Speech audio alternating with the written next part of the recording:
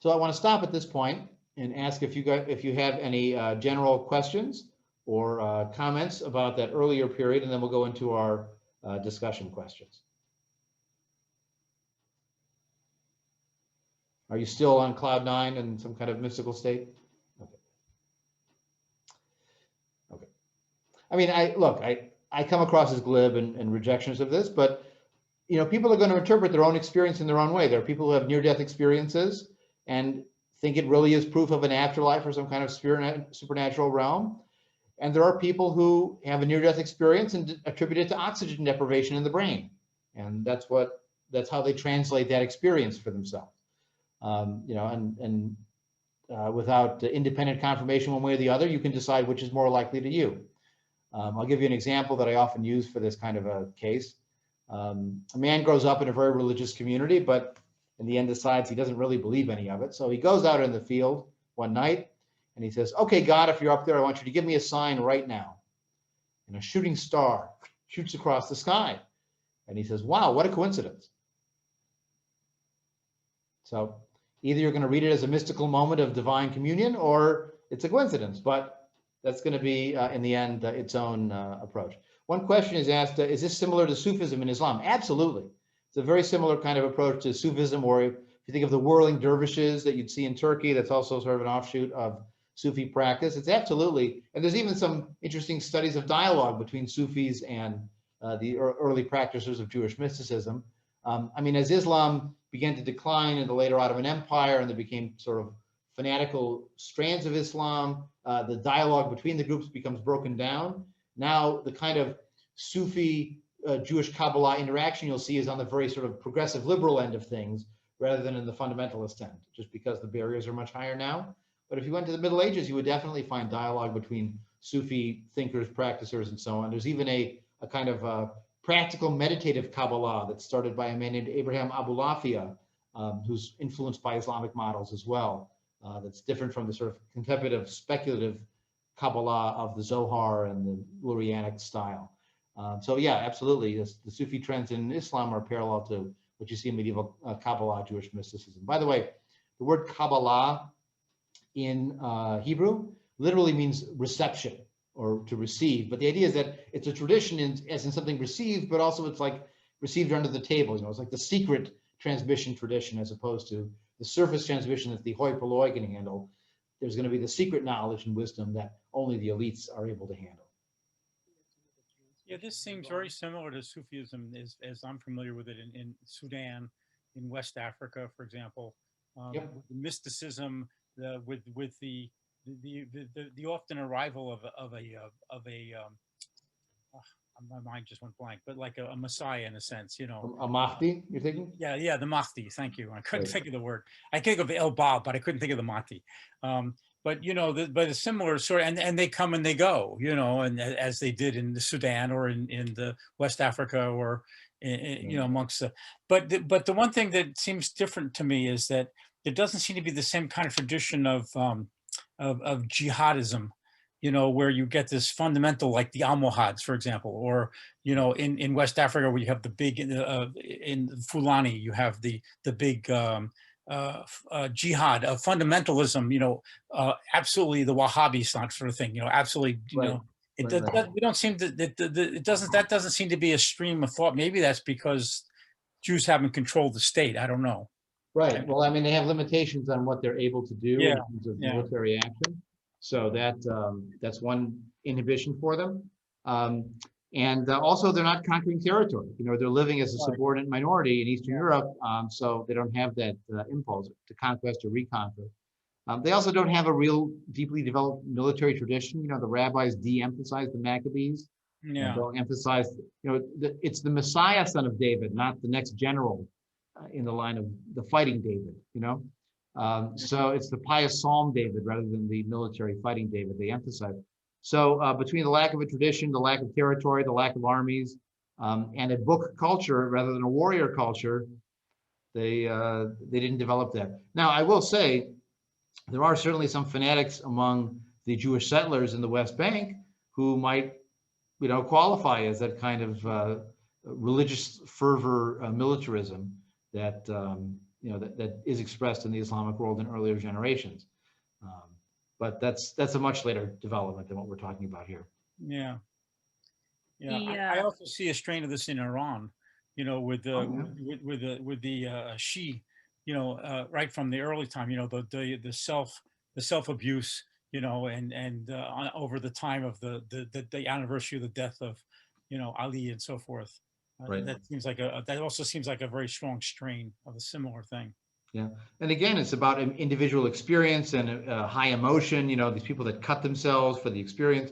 I mean, this evokes very powerful feelings of sort of direct experience. You similarly get the experience of those people who reenact the cross and the crucifixion, who drag a cross thousands of miles on these pilgrimages and make themselves suffer for this. You get stories about Hasids who would do a mikveh in a frozen river. They cut a hole and jump in, and that was where they did their mikveh immersions. The suffering for the cause is something that you do see in many areas, and there's even a kind of martyrology in Hasidic literature about people who would suffer and die for their pious faith, as an example of an ideal practice. The rise of the very emotional, high emotion centric sect out of the group they considered too cerebral really is very much reminding me of learning about the Great Awakenings in the U.S. and U.S. Protestantism. And I went ahead and checked, and yeah, the first one took place in a similar time period. It was the 1730s and 40s, where there was the big push. They called the old people who went and studied at the universities and focused on really the cerebral and studying and thinking about things, and they called them, as they weren't getting it, and the charismatic preachers, and trying to bring up all this emotion, and the details aren't as important as feeling the right things. And then of course that happened again in the 1800s. But it really is interesting how this just seems to be a universal pattern. Right, and again in the 1960s and 70s, with the rise of New Age religion and the decline of the sort of mainline Protestant denominations and the lack, the decline in authority figures and trust and authority in American government. I mean, these kind of things happen, and it can lead to a more secular era, but it can also lead to more mystical inclination. The church is corrupt, but the God is true, and so I need to get directly to the God through this mystical route, rather than try to channel my way up by climbing the ladder of studying Talmud after Talmud after Talmud after Talmud, and I might get there. Let's take the shortcut of the magical mystery tour on the Ezekiel's chariot. And well, if you look at the Protestantism, the groups that were more on the sort of cerebral side tended to, in the US, tended to become more modern and accepting as new information came, and the more emotional ones tended to get more fundamentalist. You have the Baptists, you have the really those kind of things, and you have things like the Episcopal Church or the Congregationalists, who ended up going into like Unitarianism and stuff, ended up being much more liberal in their understanding of things. Yes, they're calm and rational and dry and boring, and if you want like snake handling and speaking in tongues and that stuff, then you got to go somewhere else, because you're not going to see that in the mainline establishment church. Same thing, similar kind of dynamic here. So one question in the chat was, so what do these different groups think about each other?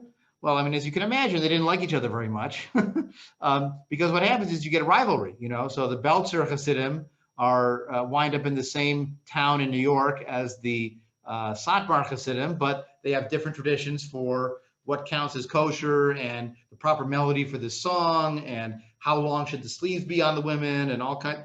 And so they wind up arguing more with each other than the secular world they've written off. The assimilated Jews, they don't care. They're goyim, whatever. They're just but these people might actually tempt us.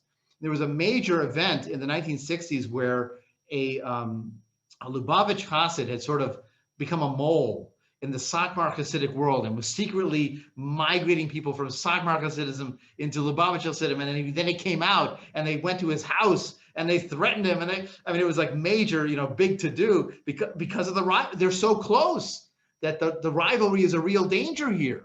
And you'll see, if you read the Yiddish press, and they still write in the Yiddish press in part to, again, maintain that barrier with the surrounding world, and they don't want to teach their kids English in their schools, which is a whole other issue. They save some of the most awful accusations for the other Hasidic sects that in theory you'd think they'd be on the same team against the outside world, which they are in some areas, but in other areas, when it comes to who is the right way to do it, I'm the right way, and they're close enough to lead you astray, so I have to make sure you don't. Like the Reform Jews, they're so crazy, no one's going to jump that far anyway. And actually, I did a program a couple of weeks ago talking with someone who had left the Lubavitch Hasidic world and did a study on Jews leaving both Lubavitch and Satmar Hasidism. And it was a really interesting conversation about what are some of the barriers there are to leaving, and also how the community pathologizes the people who do choose to leave by saying they must be crazy, because why would they leave the best place on earth? It's a way of justifying themselves, but also pathologizing the people who choose to leave. And if you left from one sect to another, it'd be just the same. You went you went off the path to the wrong version of the path. I do have one question.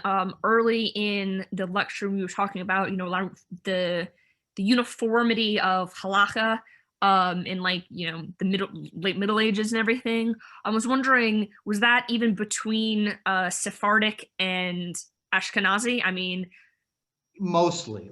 So for example, people always bring up the Passover dietary laws are different between Sephardic Jews and Ashkenazi Jews, where Sephardic Jews could have rice and beans on Passover and Ashkenazi Jews couldn't. Yes, there were some subtle differences like that, but in the end, there was sort of a common code of law.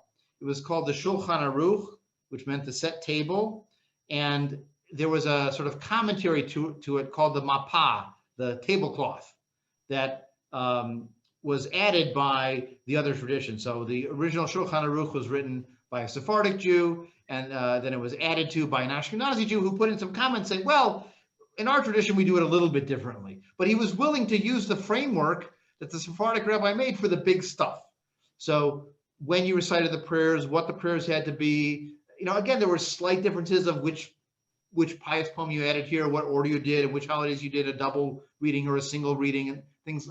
The cycle of the Torah portions wasn't always uniform.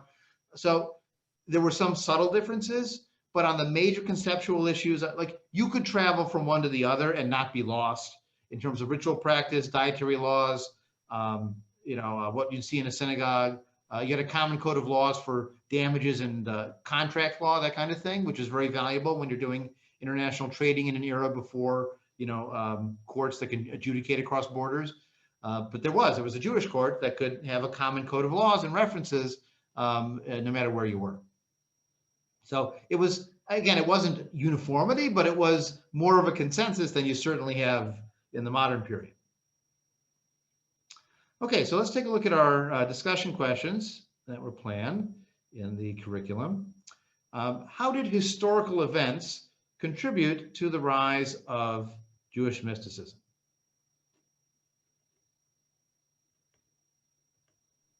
Anyone want to stand? Well, you had said that there were great upheavals going on at the time. Mm-hmm. So, as is often the case with cultures, when there's oppression, like the ghost dancing on the Plains Indians, for example, in the 1890s, that they resort to mysticism because they can't really do anything about the events that are happening to them. They don't have the power to resist. So they subliminate into a mysticism instead, which gives them some kind of hope. Mm-hmm. Mm-hmm. And you were saying specifically that this was 18th century, late 16th or mid. Well, the beginnings of mysticism are in like the 1300s, but it begins to accelerate in popularity after the expulsion from Spain. Right.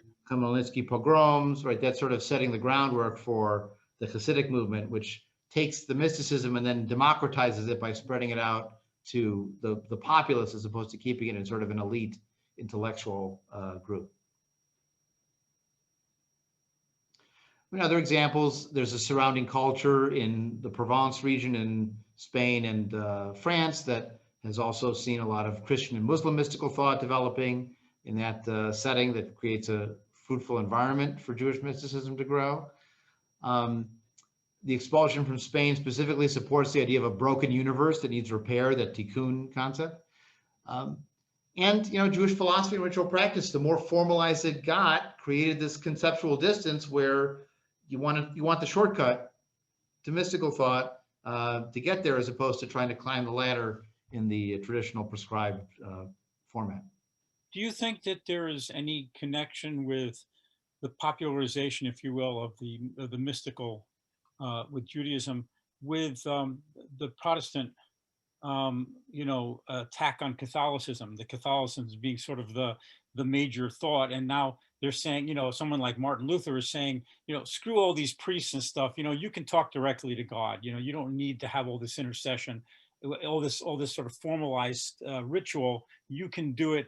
And you can do it by yourself and have the experience directly. Is there a connection here, you think? Well, I mean, there's two possibilities. One is it's just a common human phenomenon, like it's a similar reaction to a similar circumstance. It doesn't necessarily have to have one was first and learned it from the other one kind of relationship. Third variable problem. Yeah, I mean, there's got language, you've got, geography and other kind of challenges. But it's a very interesting parallel.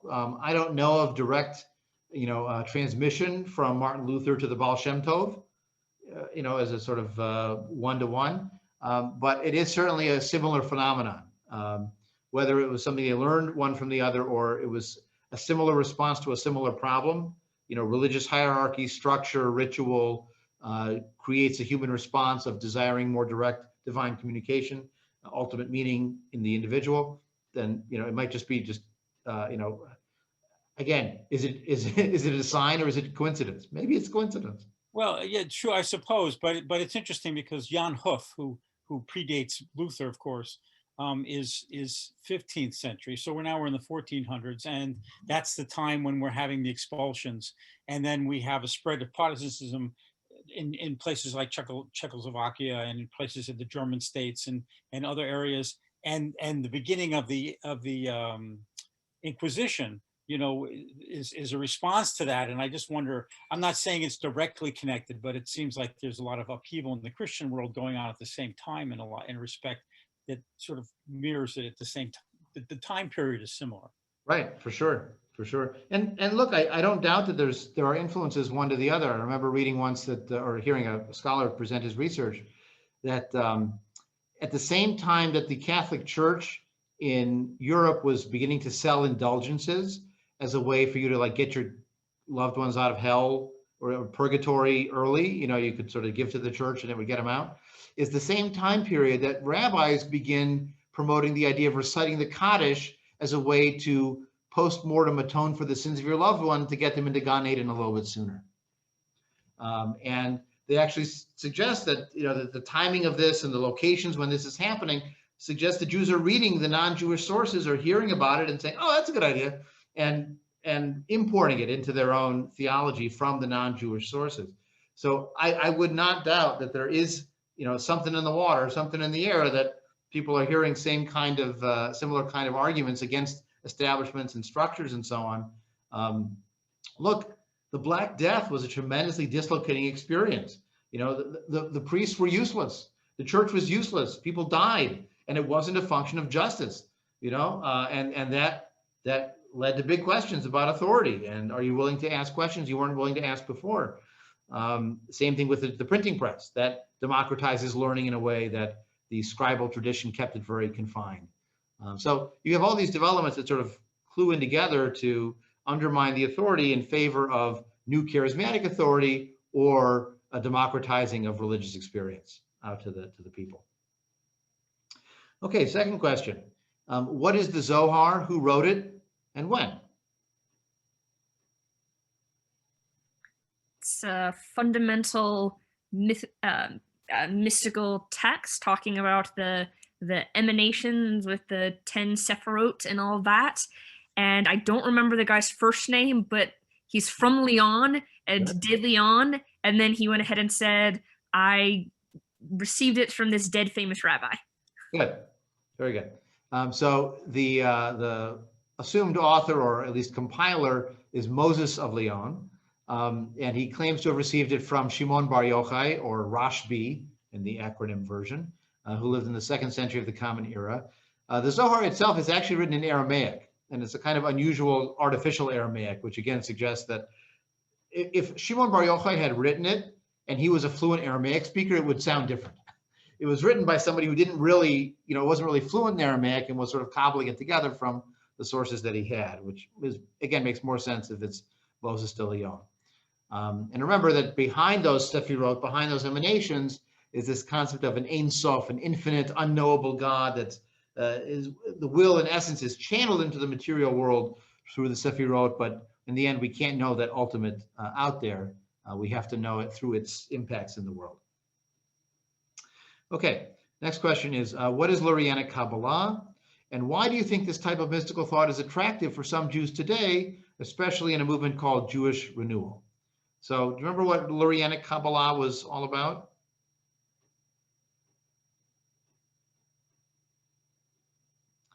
This is the shattering story, right? Yeah, so this is where you have bits and pieces of the divine that can be, if things get shattered, you have a chance to recover them and get them back to God, right? So right. So the creation of the world is emanating the divine light through these material vessels that then shatters them, and you have to sort of find those divine sparks and liberate them to, in a way, fix God, right? That's that origin of Tikkun Olam.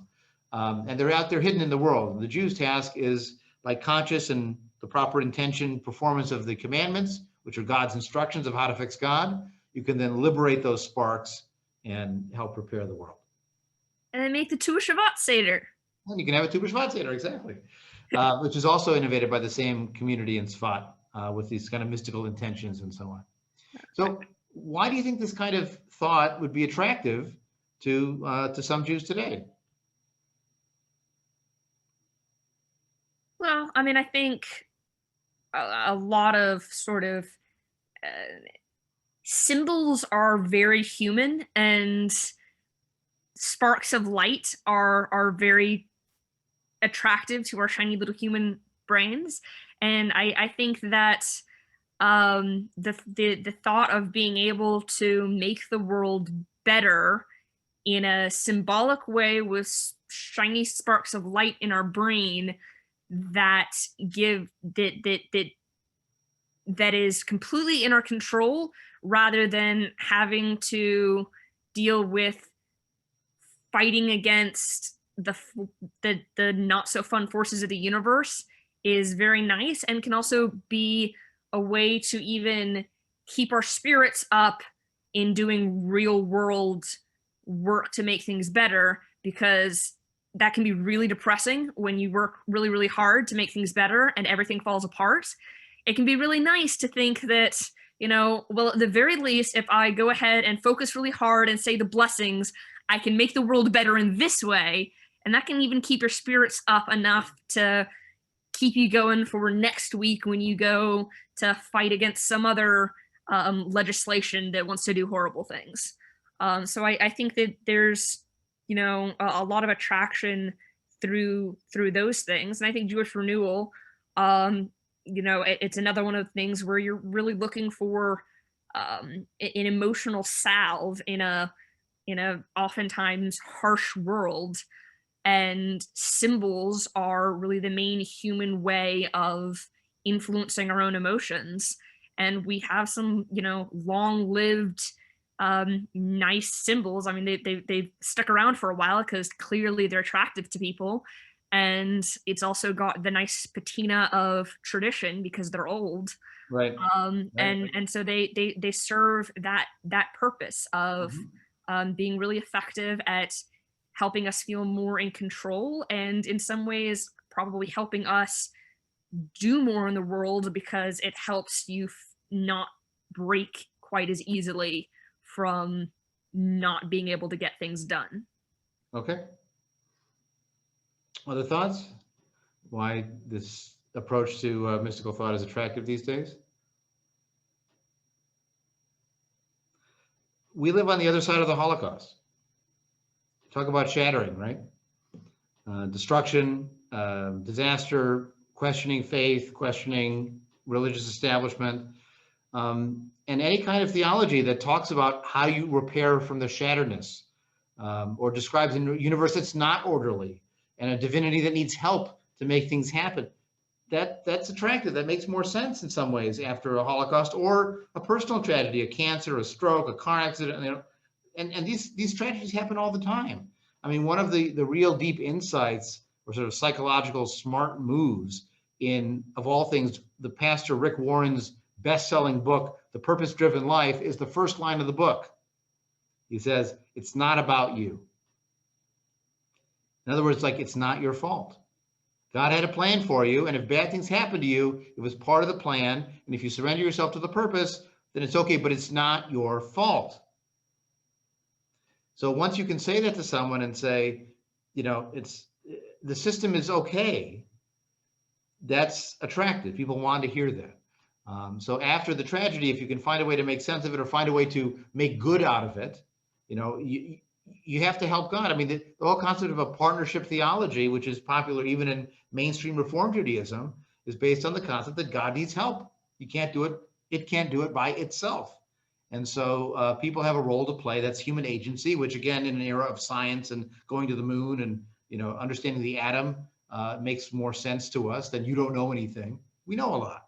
So you have to give humans some agency, and maybe thinking about it in this mystically inclined way is a way of giving it not only the patina of tradition, but also a strong religious, emotional component to it.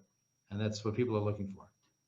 I wanted to just add one thing that, have you been to the Holocaust Memorial in Amsterdam? No. There's a park near the Portuguese synagogue. And this, I don't recall his name right now, but they went to this artist, and they said they wanted him to create a Holocaust memorial. And he just couldn't think of, what would be appropriate. How could I show the horror of this in effect? And he was sitting in the park by the Rijksmuseum, which is this big open park in Amsterdam. And he came up with an idea to put a giant mirror on the ground and shatter it.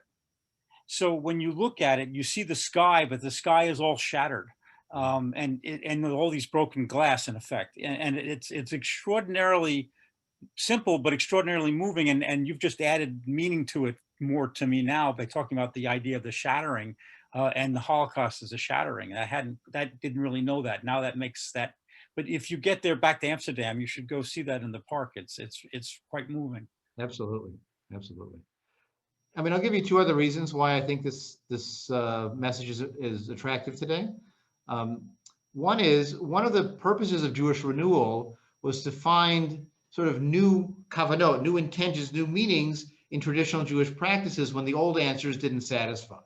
So the old answer for why recite this prayer is God told you so. In its essence. And for some people, that's not that motivating, but if by putting on this prayer shawl, I'm wrapping myself in divine light, that's a new rationale than God commanded me to do, so it allows you to do the traditional things that you feel emotionally attached to or guilty if you don't do, but you now have new rationales, new motivation, new meaning behind the practice. And the other reason why people are attracted to Kabbalah is why Madonna was attracted to Kabbalah. I mean, it's ancient wisdom and it's mystical, and they don't want you to know it. And, all the attractions of mystical wisdom and learning that the West has for those ancient, scholars of whatever, whether it's the Mayan calendar or secret Zen Buddhist monks or, the Inca discoveries of Indiana Jones. Like the point is that there's always these sort of this sense of secret ancient wisdom that we've forgotten in our modern technological world, and that's sort of that's seductive, the exotic, and so there are Christian Kabbalists even today who study Kabbalah and Jewish mystical thought, the Sefirot, and practice reciting the names of the Sefirot. They don't even know what they're saying, but they know it has some kind of magical mystical power, so they're going to say the mantra, and they hope it has some kind of impact on the universe. Just like people do yoga, whether or not, some do it for the exercise and some do it for the spiritual content, and some do it in addition to going to Catholic church and Buddhist meditation and Sufi dancing, and they're sort of the smorgasbord approach, but they like the secret wisdom from all these different traditions, and they don't see it as a restricted practice for pious Jewish men over age 40 who are married. That was, again, trying to channel that mysticism into an establishment system. Okay, next question is, who is Shabtai Tzvi, and why is his story important?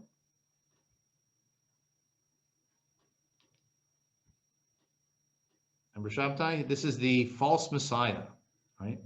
Who converts to Islam, and this is in the year 1666. He's very educated in his mystical thought at a young age, again, later decided as too young an age, and his violations of Jewish law are explained by his PR guy named Nathan of Gaza as the new laws of the Messianic age, or the Messiah is descending into sin to liberate the divine sparks. And some of his followers did convert after him. They become a community called the Donme, but in the end, most of them admit that he was a false Messiah. Now, why is this important? Well, it shows how desperate the Jews are, right? They're sucked into this messianic fervor. And again, coming out of the Jewish disasters of the Khmelnytsky pogrom and the Spanish expulsion, they're sucked into that. But it also highlights the dangers of fanaticism to the Jews. A lot of Jews become more resistant to pietism, messianism, charismatic leadership because of what happens with Shabtai Tzvi. In fact, that's one of the epithets that the Misnagdim, the opponents, would throw at the Hasidim, was that they're latter-day Sabbatians. They're followers of Shabtai Tzvi. They're going down the same path of error that he did. It's going to lead to disaster. Okay, number 5. What role does the Rebbe play in Hasidism?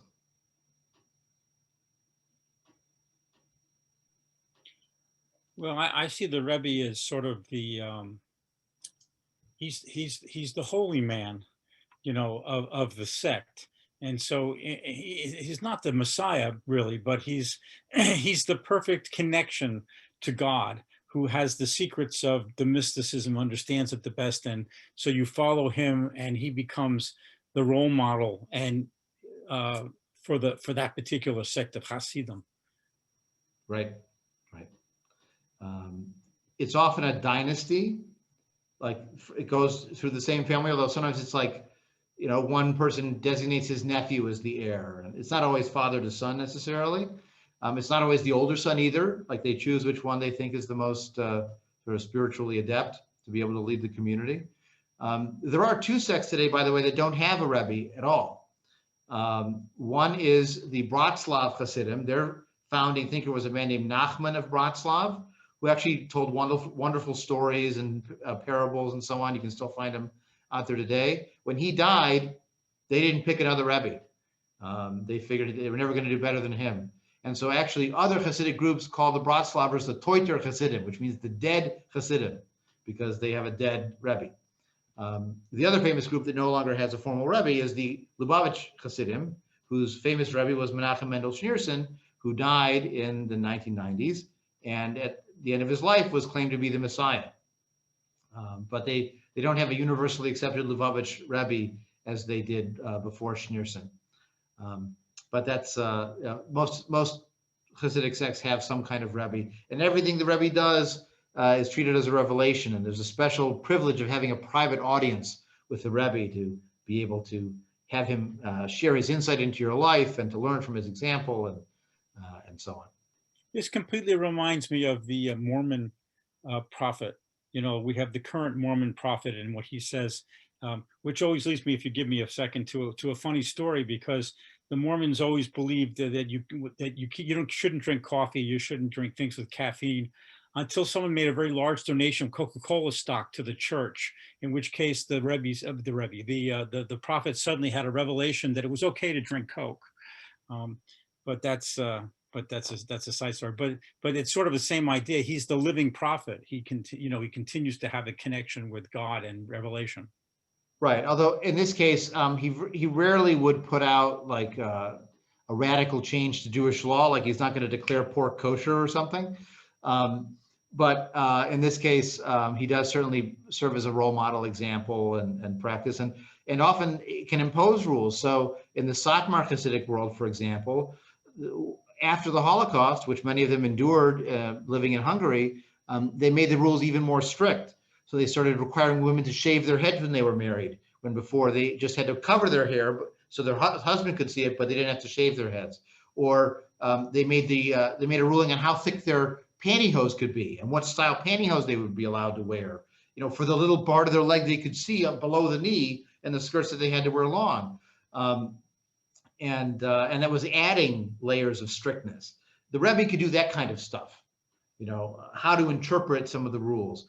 And they even argue with each other over the kosher laws, or do they agree with the eruv, which is that wire that's set up to be able to carry on Shabbat outside of your home. Some of them don't agree with the eruv. They say that I don't hold by the eruv. That's the way they would say it in that sort of Yiddish inflected English. In fact, it's a very striking symbol at the very beginning of the Netflix movie Unorthodox, which is loosely based on a memoir of someone leaving the ultra-Orthodox world, but it's a fictionalized version. The first image you see is of a broken eruv wire. And then everyone's sort of torn, like, what am I supposed to do? I can't leave, the eruv's broken. And that works on multiple levels in the story. On one level, again, the eruv is sometimes accepted by Hasidic groups and not by others, but also this woman is trying to leave this community. And now, like, the wire, it was a legal fiction anyways that said she couldn't leave, and now she's trying to leave. And so the broken wire is really a very interesting sort of dramatic symbolic choice at the beginning of that story. So the last question, what can secular humanistic Jews learn from the Hasidic movement, and what are some of the dangers? Well, I gotta say, I mean, you can definitely learn some stuff about growth of a movement, and especially from Chabad. I mean, talk about great at like growth and marketing and stuff. I mean, you got some great marketing lessons there. So I mean, I think, and then with dangers, I mean, come from the things you might learn. I mean, from learning, you can talk about, I mean, really that it's important to feed people's emotional needs, but then again, it's important not to lose sight of rationality, which I don't think is really a huge danger for us. But on the other hand, I mean, I'm thinking some people in the 1950s Unitarian movement did not think that Unitarian Universalist movement would be quite what it is in so many ways today. So I mean, maybe there is a bit more to worry about than we might initially think. Sure. But I mean, I think, feeding emotional needs, and really, I mean, I think you can learn a lot about group marketing from Chabad. They've done a wonderful, wonderful job. And even the communities that are not as open and outreaching, I mean, most of the other groups are more insular, but they do a wonderful job of sort of close-knit community, mutual support, free loans, getting people jobs. Like, there really is a sense of a nurturing, it's an oppressive community. It's intrusive, it's, demanding, telling you what to do, but it also provides a tremendous amount of mutual support once you're on the inside. Yeah, and it reminds me with mentions of Lawrence mentioning LDS, that we had some neighbors that we ended up being somewhat friends, and they were LDS, and just the same thing. I mean, one of the reasons it's so hard for a lot of people to leave the Mormon church is because they've got such tight-knit and really strong community structures that provide all kinds of stuff for you, that to leave the church is not just to leave your religious group, but it's to leave community in every part of your life. And I mean, it's the same thing that a lot of these kind of groups, and the Hasidic group and everything, you're right, they're very good at providing for community needs and really whole person needs that really can be used.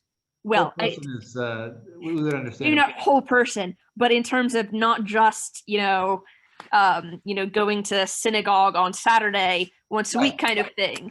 Right. Other parts of your life that really can spark ideas for you know, the community, I'm not really going to say outreach, but community activities and organizations and things to help members of a synagogue, congregation, whatever, go ahead and really help each other and really feel like a connected, strong community. Yeah.